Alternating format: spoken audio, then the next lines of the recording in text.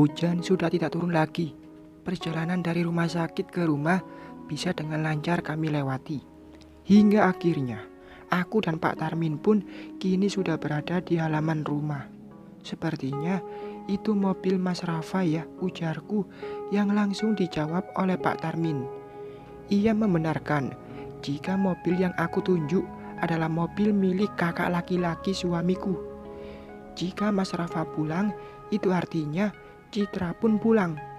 Mudah-mudahan dengan adanya Citra bisa membuat Mama tidak marah lagi padaku. Aku turun dari mobil dan langsung masuk seraya mengucapkan salam. Semua orang yang tengah berkumpul di ruang tengah melihatku. "Tante Laya, Cici pulang," teriak Citra dengan suara gemasnya. Namun perhatianku bukan pada gadis itu, akan tetapi pada wanita yang duduk di sampingnya.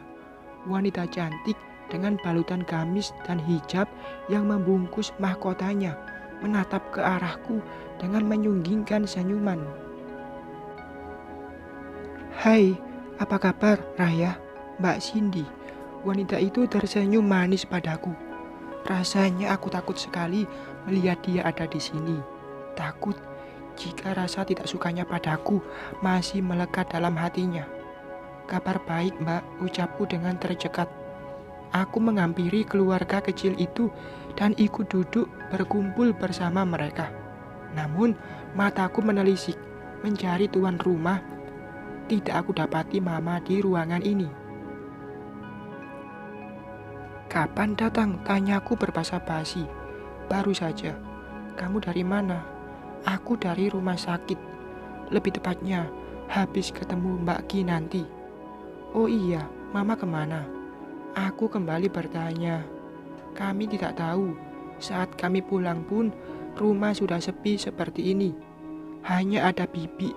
Itu pun dia tidak tahu kemana perginya Mama. Aku telepon juga, tidak diangkat. Mas Rafa menjelaskan. Aku memindai penampilan Mbak Cindy yang sangat jauh berbeda dari penampilan dia sebelum pergi ke pesantren.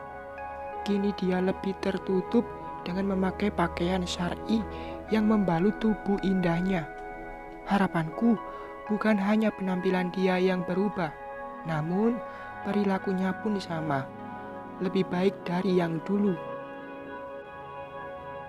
"Raya, iya Mbak, maafkan aku ya. Aku pernah jahat sama kamu, memfitnah kamu, menjelek-jelekkan kamu, bahkan ibumu pernah tersakiti karena ulahku.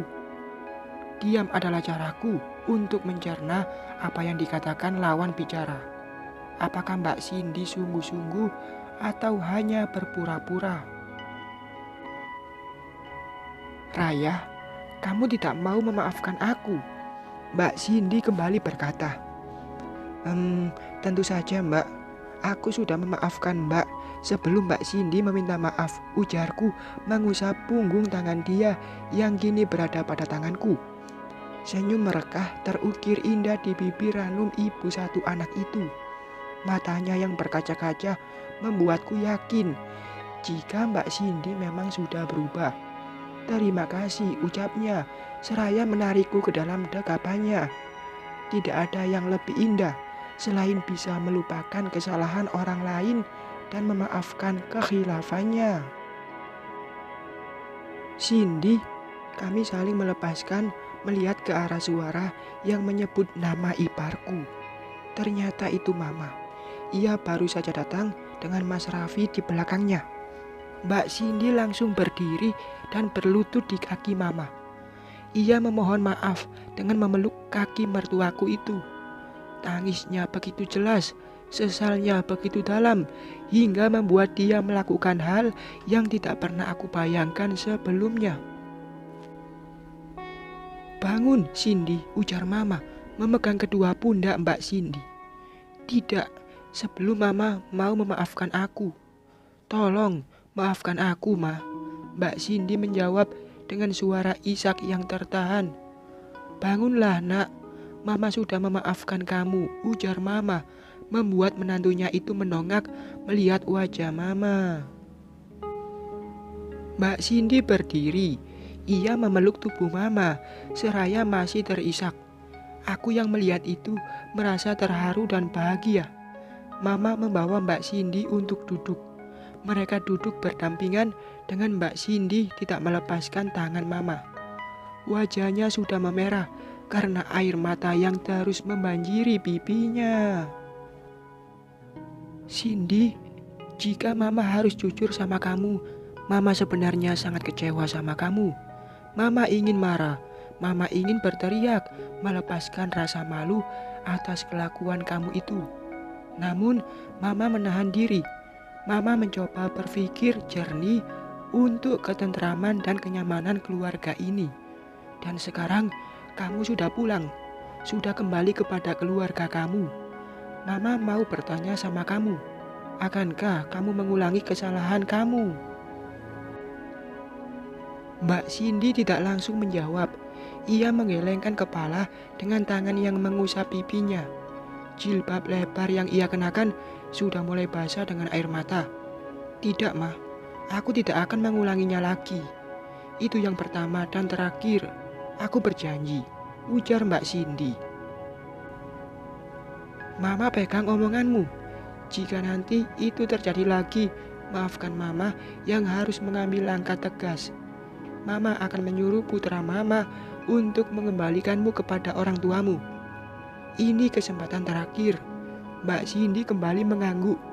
Meski dengan suara parau dan lemah, ia berjanji tidak akan melakukan kesalahan lagi. Dan jika nanti dia mengulangi kesalahannya, ia bersedia untuk diceraikan. Tidak terasa, tanganku kini sudah berada dalam genggaman suamiku. Entah kapan, Mas Raffi duduk di sampingku, bahkan sebelah tangannya sudah merangkul pundakku. Kamu harus berterima kasih kepada Raya. Selama kamu tidak ada, dialah yang menjaga putrimu, memandikannya, memberi makan, bahkan bermain dari mulai bangun tidur sampai tidur lagi, ujar Mama lagi, membuat wanita pemilik bola mata coklat itu melihatku dengan mata sendunya. Makasih, kata yang diucapkan Mbak Cindy saat kami bersitatap. Nyaris tidak terdengar, tapi aku bisa melihat dari gerak bibirnya. Aku tersenyum membalas ucapan dia yang masih tenggelam oleh isak tangisnya. Beberapa saat kami larut dalam suasana penuh haru. Mbak Cindy sedikit menceritakan bagaimana pengalaman spiritual dia saat berada di pesantren.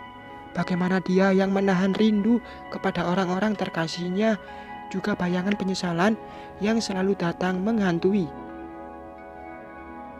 Setelah beberapa saat kami mengobrol, Mbak Cindy dan Mas Rafa harus pulang. Mereka akan kembali ke rumah mereka, menjalani rumah tangga sesuai impian mereka.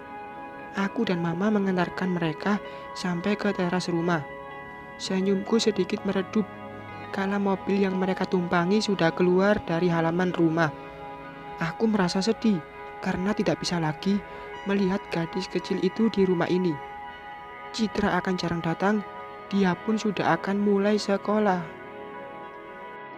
Bersambung.